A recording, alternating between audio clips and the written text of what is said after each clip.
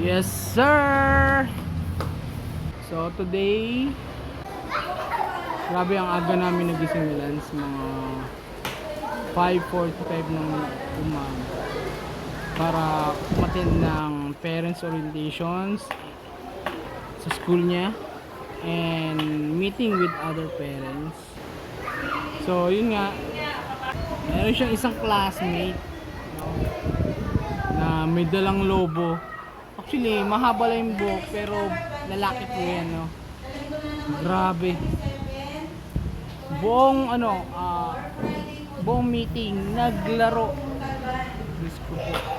So, nakakatawa naman. Nakakatawa naman yung mga bata, no? So, yun nga, napag-meetingan is yung mga possible activities for the whole year, like National Day, United Nations, Family Day. Yun nga, challenges to. So, yes, sir!